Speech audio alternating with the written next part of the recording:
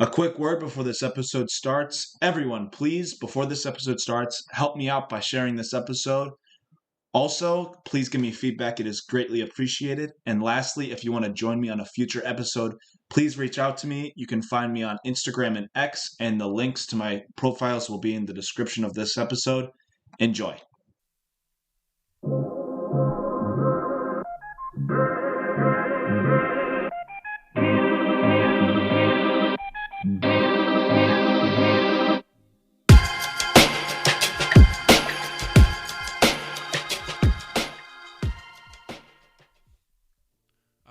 Welcome back, everyone. Looking at my volume here, trying to adjust it. This is the second take because the first take, my microphone wasn't even turned on. I don't know how that happened, but we're working on it. Just adjusting some stuff here. Hopefully that doesn't hurt your eardrums too much. Turn that out. All right. But yeah, welcome back. It's March 7th at the time of this recording. I hope everyone's having a fantastic beginning few months of your 2024. It's spring, so obviously it's spring. You guys are not stupid. But spring training is in full effect. Baseball will be starting here momentarily at the end of the month, I believe. March Madness. That's always fun. I think I'm gonna make a bracket and record my thought process going through that bracket. I'm gonna get clowned for it. But a few years ago, when I actually got into the March Madness and I made a bracket, so the very first day, there was 2 games on. For the first 2 games, I got them both correct, and I was number 1 in the world on the CBS Sports website. And then I fell to 5,000 after after 3 more hours. I wish I took a screenshot of it because that was kind of funny and kind of cool, to be honest. Excuse me. But March Madness and baseball are not just the only things going on in March. Formula One has started. The Bahrain Grand Prix has just finished last week. Max Verstappen took home the victory to no one's surprise. Red Bull still looks like they're going to be the dominant team this year. The Christian Horner updates keep swirling. Today, on March 7th, I believe they just suspended the lady that accused Christian Horner, the team principal of Red Bull, of all of his allegations, if you want to say. But as I said, baseball's in full effect, Formula One's in full effect, and the NBA playoffs are going to catch up on us very, very quickly. Oh my, what? Sorry, I'm trying to bring up a bunch of articles here to talk about. The first one we're going to talk about is the 30 Major League stadiums, from the worst to best. So this is it ranks all of the stadiums. So number 30, to no one's surprise, is the Oakland Coliseum. That stadium is really bad. So yeah, that should be no one's surprise right there. The A's are on a hunt for a new home, and the NFL's Raiders have already 1 foot out the door as they prepare to move to Las Vegas. For a big reason, both those facts, I think this should be quite dated because that didn't sound very dated. But yeah, the Oakland Coliseum is a very, very bad stadium. Number 8 is Chicago White Sox Guarantee Rate Field. I am from Cleveland, for those who don't know. I'm an Guardians fan, Indians, whatever you want to call them. White Sox are, I believe, one of our rivals. Obviously they're in our division. So, yeah, past few years have been kind of interesting with them. With Naylor a few years ago with his was it a grand slam? I don't know, but big comeback early in the season and kind of really propelled the Guardians the rest of that year. Last year, bit of a letdown in Tito's last year. I will say, was not the greatest, but you know what? We got Vogt this year.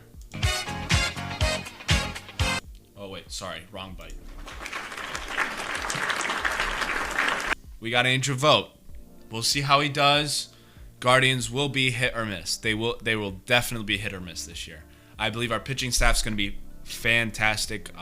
Bieber, McKenzie, Bybee, Gavin Williams, Logan Allen, Cookie Carrasco. He's back, which I don't know how he'll be, but strong pen. You really just got to stay healthy, especially with the pitching staff. I mean, the Guardians produce pitching like it's no one else, but out hitting gonna be a struggle. It's hitting will be a bit of a struggle. Yeah. So we got no outfielders, to be honest. We have Quan, Laureano, I guess. Straw can't hit anything. Send it up there with a tennis racket, still won't hit anything. But yeah, we'll see. Jimenez probably should, hopefully take a step forward this year. Seemed like he took a little step backwards last year. Didn't perform, I don't think, how he wanted to. And I don't think the fans were very happy about it. His defense was still fantastic. Just hitting was just not there. Jose's going to be Jose. Got a few prospects. I know Chase DeLauder looking pretty good. Manzardo looking pretty good. There's a lot of guys that are looking pretty good. Still don't know what shortstop's going to look like. To be honest, I mean, you got Gabriel Arias, you got Rocchio, Tyler Freeman. They're all okay. There's no solid guaranteed shortstops right now, which is probably not what you want for a baseball team. Clearly, your shortstop should be one of your more athletic people on the field.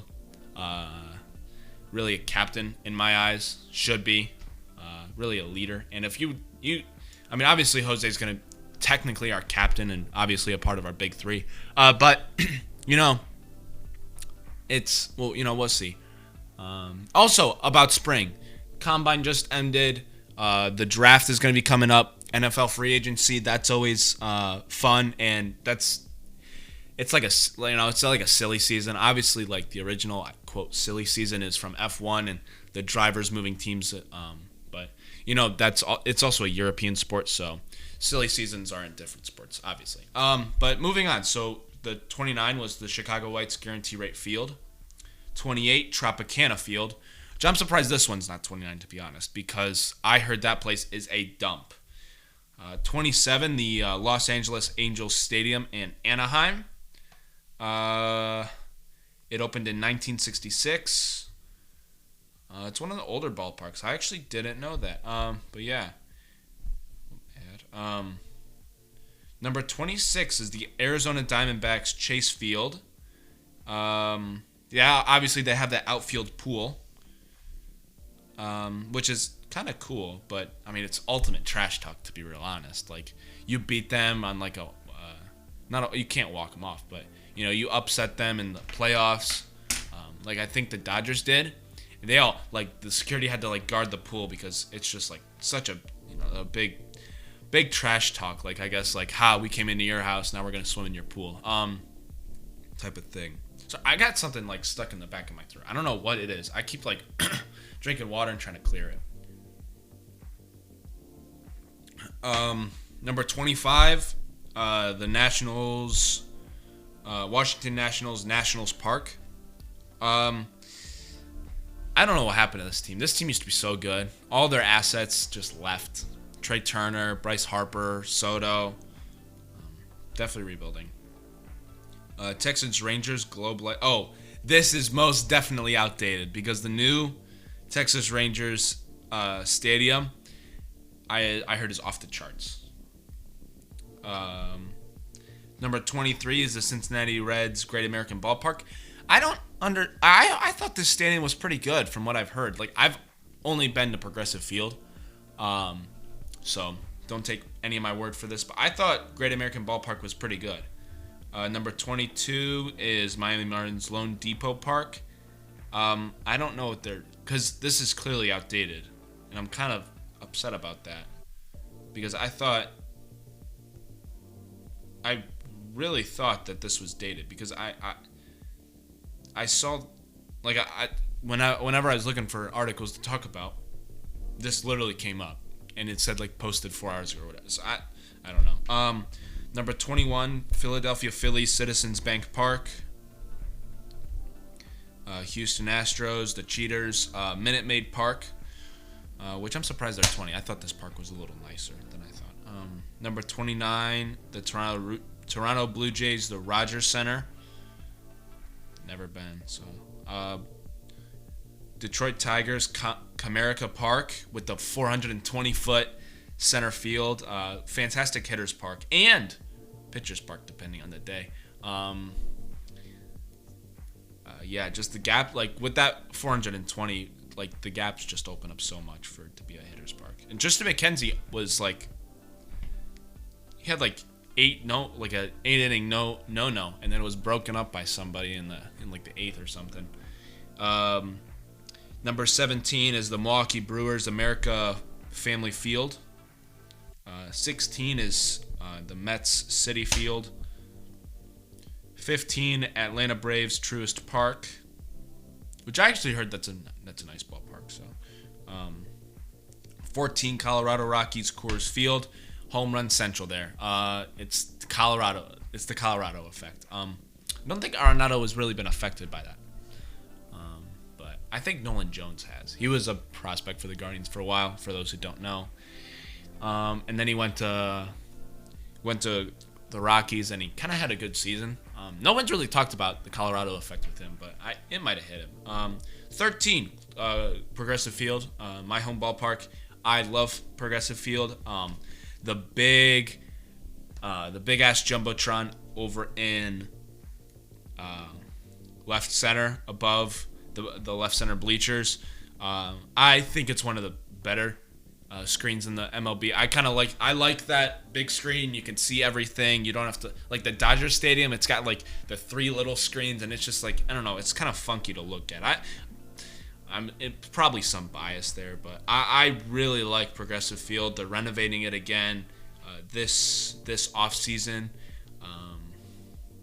They got the baby monster over in left field. It's a nice ballpark. No complaints at all. For people who go to Progressive Field, they should have a fantastic time. I will say there's not a lot of seating for everybody. I mean, it's Cleveland. What is it called? We're not a big market city anymore. Back in the day, I think we used to be, but definitely not anymore. So having like 35,000 people that can fit in there, I guess is okay.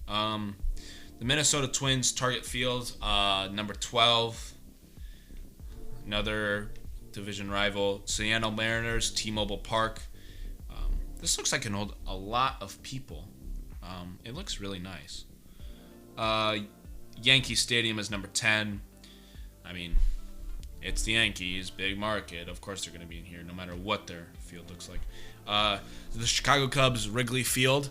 I feel like Wrigleyville kind of carries Wrigley Field rather than like because I don't know. I feel like the field's a little overrated. Obviously they have the ivy in the outfield, and that's really cool and all, but yeah, I think the town around Wrigley Field is cooler than the actual field. Number 8, St. Louis Cardinals Busch Stadium. I don't know if I saw, like, I swear I thought I saw this somewhere where it's like one of the worst stadiums in sports. I don't think, I'm probably wrong, but whatever. But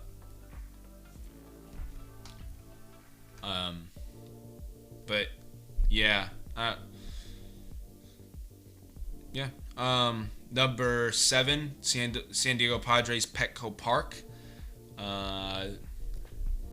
Like the building built into the like the outfield, which is kind of cool. Number 6 is the Kansas City Royals Kauffman Stadium. It might have been this field. It might have been this field that I swear I thought was like, if there's 6 on this list, I know we figured out it's probably outdated, but if there's 6 on this list, why is there renderings for a brand new Royal Stadium? Like, that doesn't make much sense to me. Like, I was really scratching my head. Like, I saw this and then I don't understand. But yeah, I mean, they suck anyway, so you're just gonna go into a ballpark to suck.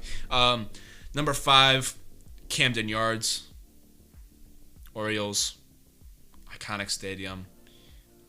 Number 4, Fenway Park, which I'm gonna be honest, it needs to be renovated. Like, it really does need to be. It's the oldest stadium in the MLB. It needs to be renovated. Like, I get, like, you know, the history behind it, but come on, like, it needs to be updated. Like, it really should be updated. Like, I get all, like, put new seats in there, put more comfortable seats in there, like, upgrade your facilities.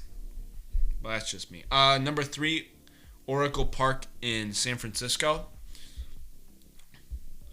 Number 2, the Los Angeles Dodgers Dodger Stadium, which this, I think, holds the most people in the MLB, which makes sense, to be honest. It's LA.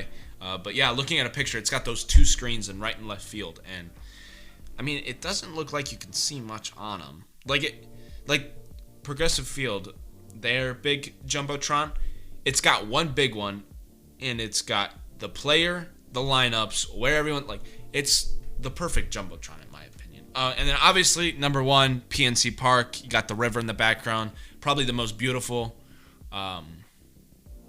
easily the most beautiful ballpark in the MLB. Sucks it's in Pittsburgh because, you know, Pittsburgh, place is a dump. I'm gonna be honest. Like, the city is a dump. Like, it's bad. It's bad. But yeah. You know, Yinzers, go right ahead, Pittsburgh. You know, if you're a Pittsburgh Steelers fan, you could just turn this off. Just turn it off. Please, just turn it off. Unless you really like me. In that case, you can keep it on. But yeah. That's the 30 ballparks on an outdated article from 30 to 1. Yeah, let's move on to our next article. Predicting regular season standings and playoffs and play-in matchups for the Eastern Conference. The Cavs are kind of screwed right now. I'm gonna be honest. The Mobley's, I'm a Cavs fan, Cleveland. You know, Mobley injured last night, ankle, or no, 2 nights ago maybe. Yeah, 2 nights ago. Celtics. He injured him, his ankle. Sprained it. He's out for like a month. Donovan Mitchell. He just got a shot to his knee. That he's out for a few games, maybe a few months. We'll see. Hold on, I have to.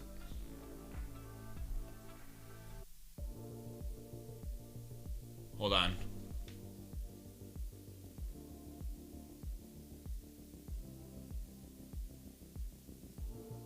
Sorry.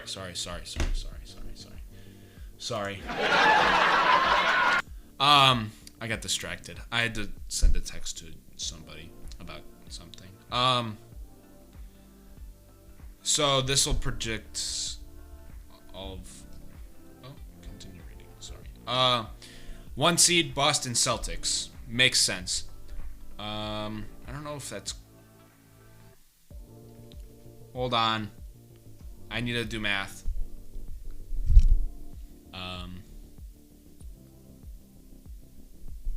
Oh. Hold on. Alright, so it is projecting. This was a few weeks ago. It's probably outdated again. But they have Boston Celtics with winning 64 games, them being 64-18, led by Jason Tatum and Jaylen Brown. Yeah, no surprises there. Number 2, the Cleveland Cavaliers at 49-33.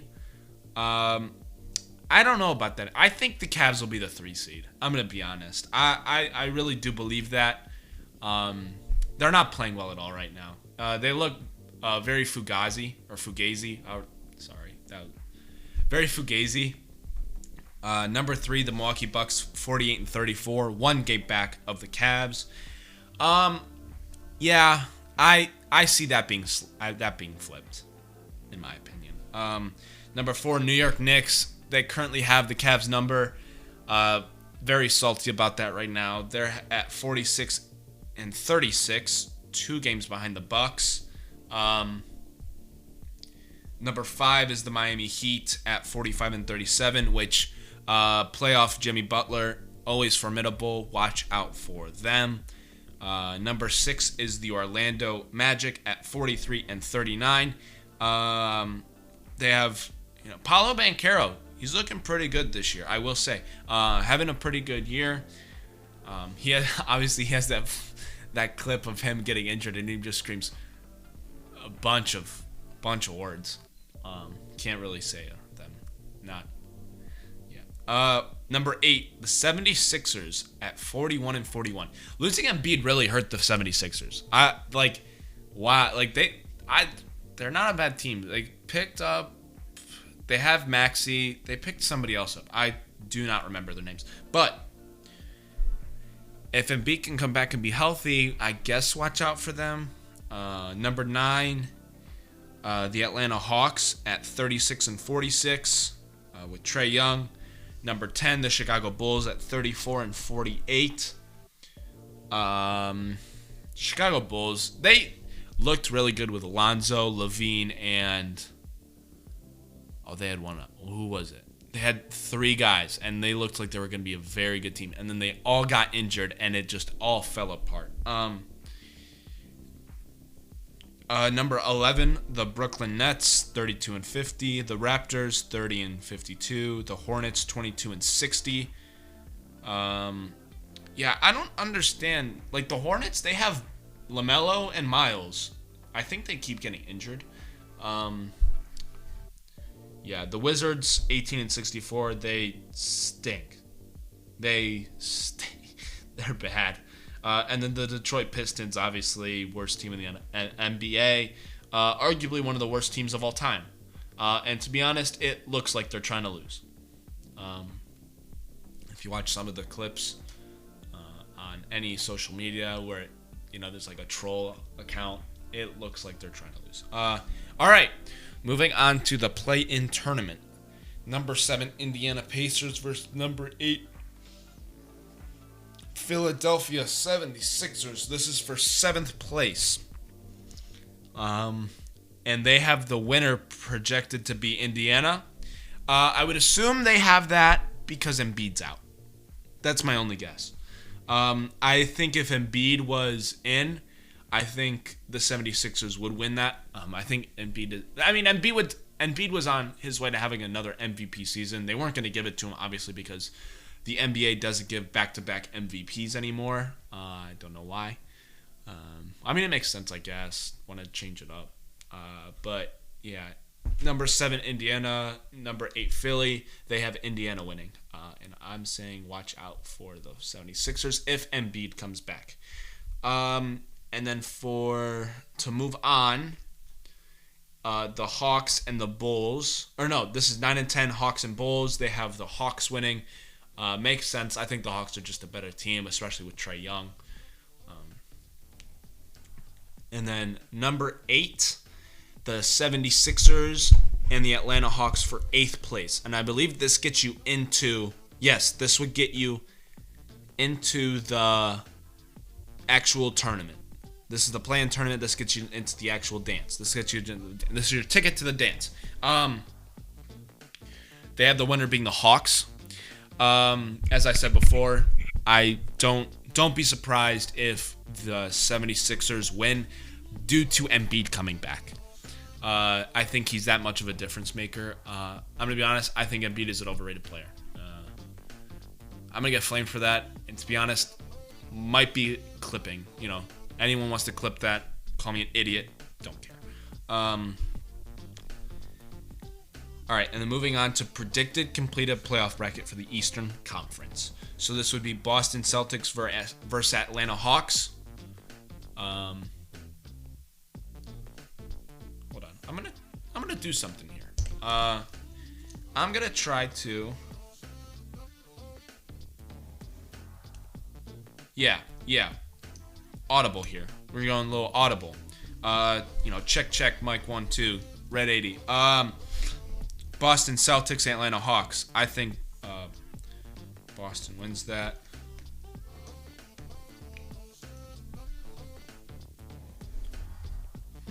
I've never. I have my. That's. I don't want. This is interesting. I want to erase that. Why is that a square? Alright, so. Oh no.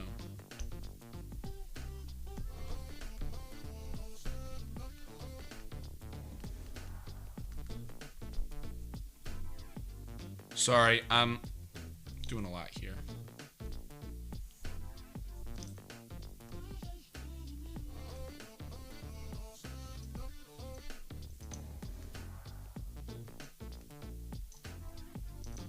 Sorry. I should have been prepared, and I'm not. Sorry. So it's Boston Celtics, Atlanta Hawks, and then they have Cleveland Cavaliers, Indiana Pacers.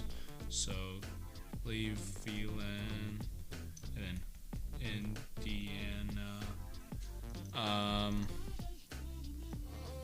Nope. Yep. There we go. All right. They have Milwaukee and Orlando. So Orlando and Milwaukee.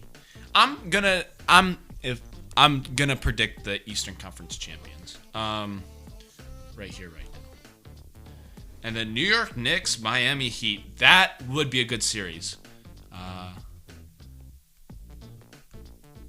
New York. And then Miami. Alright, you know what? We'll just go to ChatGPT. You know what? We're gonna use AI.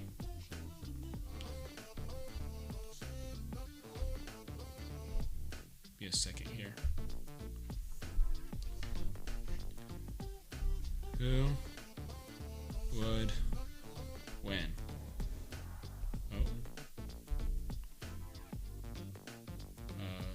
Boston Celtics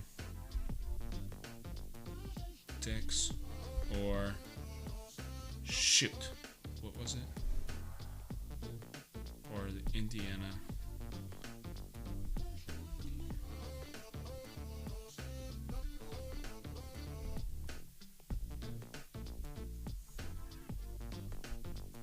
All right.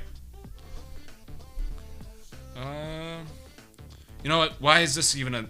Boston's winning. Boston is going to win this game. I don't know why I'm asking. So Boston wins. And I think Milwaukee beats Orlando.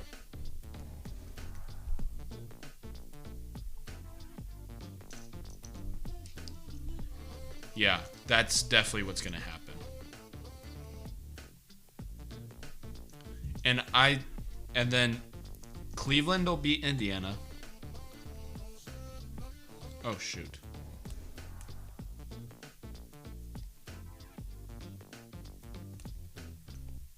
Yeah, Cleveland moves on.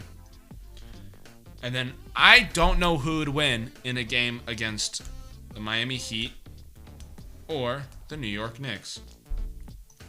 Actually, yeah, I'm going to...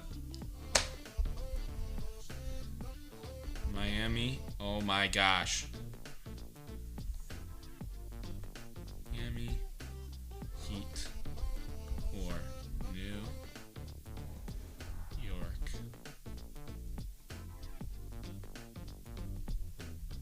Knicks.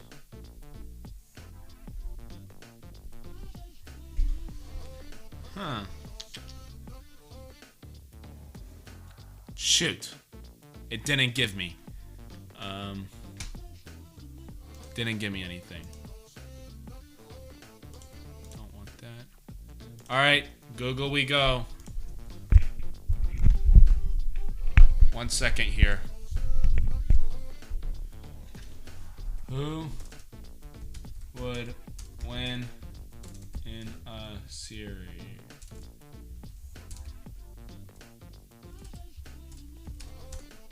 New York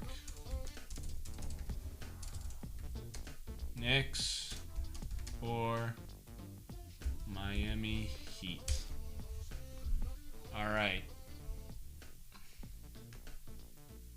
All right, so the Knicks are favored by 5.5 points when they play on April 2nd, according to CBS Sports.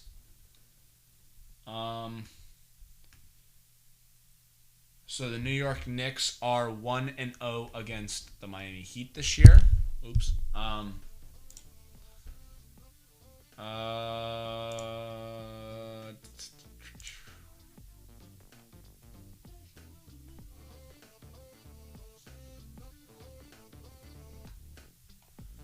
Oh my. I just want to know who would win. You know what? I think Jimmy Butler has a bad year. We're going to go with the Knicks. New York wins. Cleveland, New York rematch. Boston, Milwaukee. Coin flip. I think Boston wins though.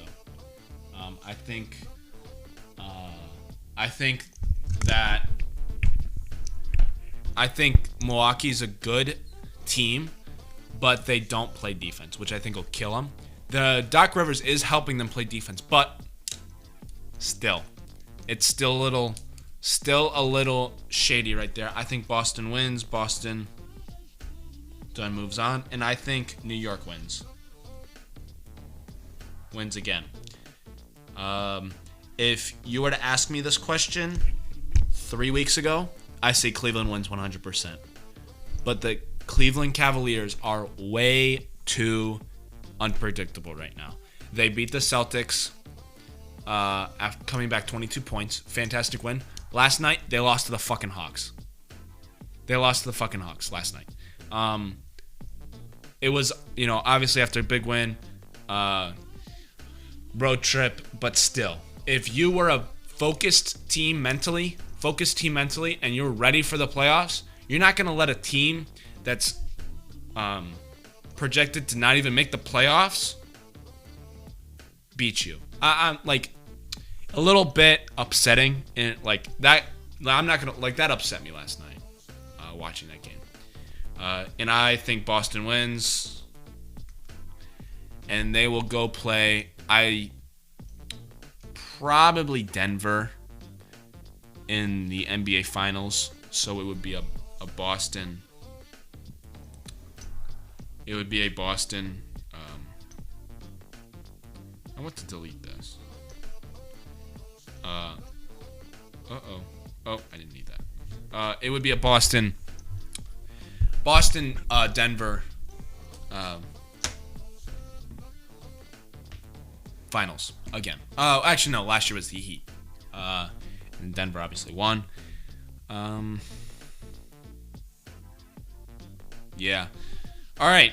Moving on to Formula One. Season has started. They have Jeddah this weekend, Saudi Arabia. Excuse me. Been a long week. The drivers say it's one of the hardest circuits on the calendar. Street circuit. It's fast. It's windy. Should be a lot of fun. I do think Red Bull will still win. Ferrari, I think, will be second when it comes to constructors. Mercedes, 3. McLaren, 4. It's been the same for the past 10 years, 20 years. But here's a rundown of all of the the good teams. Red Bull, their engine is a Honda Red Bull powertrain. Their team principal is Christian Horner. Their drivers, Max Verstappen and Sergio Perez.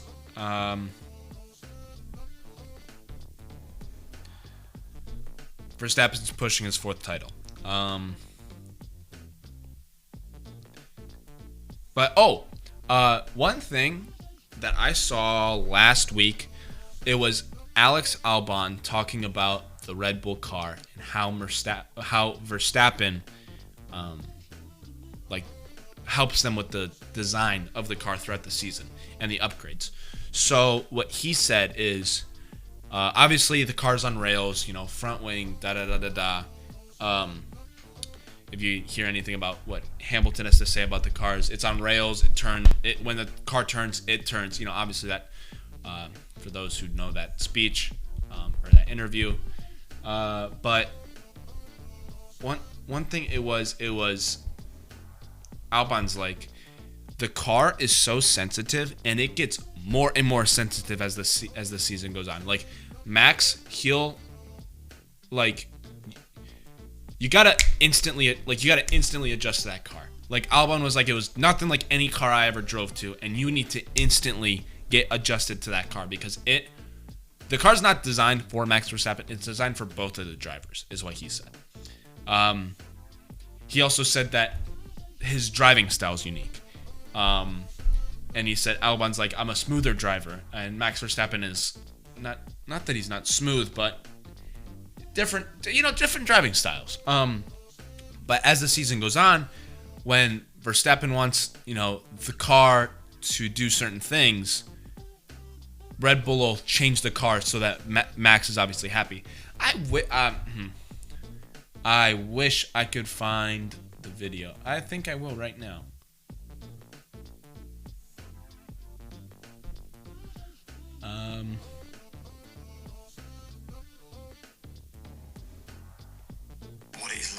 Yeah, I found it.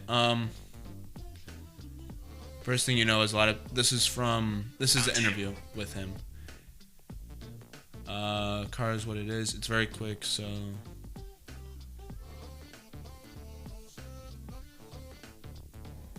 So it's not easy. So what Albon says is Max's driving style is not easy to get along with the car. Like trying to merge the car and drive it together.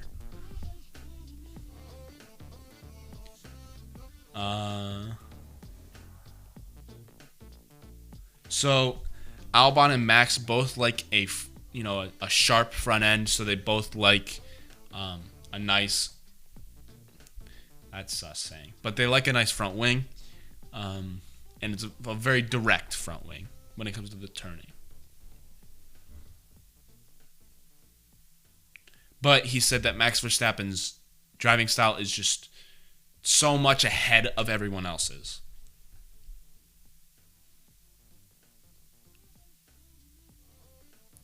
And he goes, if you play any computer games, if you bump the sensitivity up, moving the mouse a little bit spins like your whole character around.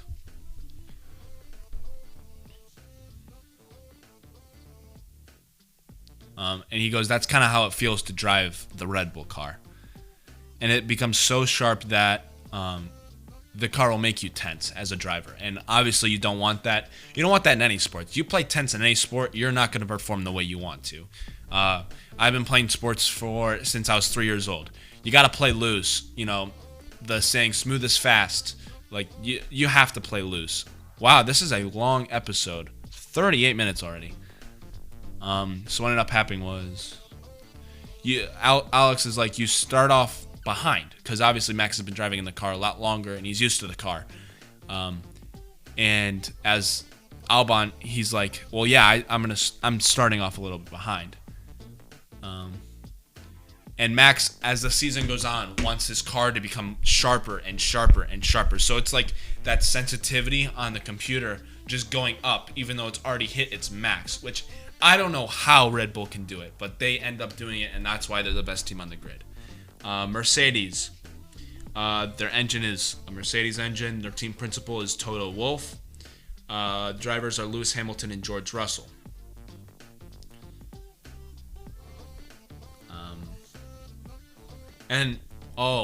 Lewis Hamilton moving to Ferrari. That was a surprise. I saw that one morning and I'm like, there's no way this is real. I thought it was fake. I deadass thought it was fake. I was like, there's no way he's going to Ferrari. Speaking of Ferrari, they have a Ferrari engine. Their team principal is Fred Vasseur. Drivers, Charles Leclerc and Carlos Sainz. I think they might have, besides Red Bull, they might have the strongest driver lineup, I think. And to be honest, it might be better than Red Bull's because Red Bull just has, like Sergio Perez, his seat will probably be replaced at the end of this year. The car completely carries Sergio Perez. And I think Ferrari has the strongest driver lineup. They just need a car behind Leclerc and Sainz. Sainz was the only guy to win a race last year. Not besides the Red Bull car. I think Ferrari can have a pretty good year if they get a good car behind Leclerc and Sainz. McLaren, they use the Mercedes engine. Team principal is Andrea Stella. Their CEO, Zach Brown, who at the beginning I thought was not very good. But he's proving me wrong. I think they're going to have a pretty good car this year. With Lando Norris and Oscar Piastri as their two drivers. Both very strong. They ended 6th and 9th last year. I think Piastri is going to take a step forward. Obviously, Lando Norris needs to get his first win. I want that to happen so bad. Aston Martin, they have a Mercedes engine. Team principal is Mike Crack.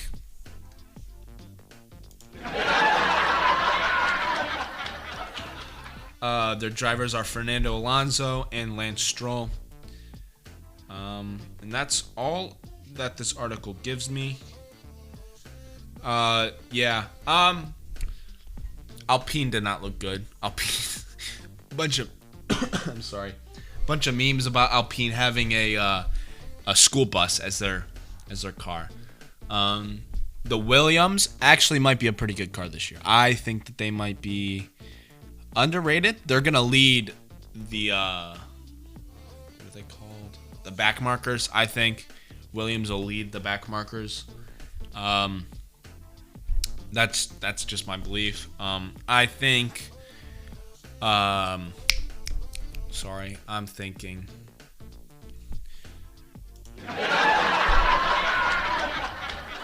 Aston Martin, that's what it was. Wow, it's been a long week, long day. Aston Martin, they, I think, are a little fugazi, I think, in my opinion. The RV car, Visa Cash App, Red Bull, stupid name, by the way. I think they should just put it back to Toro Rosso. But we'll see what they do. Yuki Tsunoda, not my favorite driver. I like Danny Rick. I think Danny Rick will take over for Checo maybe in the middle of the season if it comes to that. They got that guy that scored points last year in his first race. I don't know. Do they still have him? I don't know. I'm not updated on reserve drivers in the Formula One world. But I think that is all for me today. Talked about a lot. I had fun. I hope you guys did too. It's been a longer one, 43 minutes. Hope you guys did not fall asleep. Yeah. I'm gonna try to use these more. I got 1, 2, 3, 4, 5, 6, 7, 8. I got 8 sounds. 3 of them are pre-recorded, given to me. I don't really like them. And then I got 5, which are, mine. I had the celebration, the applause. I got an air horn sound effect, the bell ding, and the laughter. We'll see what happens with my podcast. I'm hoping to get guests. Please hit me up if you want to join. I want somebody to join me. We'll have some fun. Hopefully you have fun. But share this. please give me feedback. Always looking for feedback, constructive criticism, legit criticism. Don't care. I want this to be fun for you. I want it to be fun for me. It's part of the reason I haven't really been recording is because, I don't know, there's a few month time window where I just wasn't having any fun. Like, I'd find stuff to talk about, and I'm like, do I want to? I didn't really market my last 2 episodes, and by the time I really got around to it, it was too late. It was like the middle of February. But yeah, I mean, I'm trying to, stay consistent. Probably I'm gonna do my March Madness on here. We'll talk about March Madness. I don't know jack shit about March Madness, but we're gonna talk about some March Madness. But yeah, I hope everybody enjoyed, and I hope everyone has a good rest of their day whenever they listen to it. Goodbye.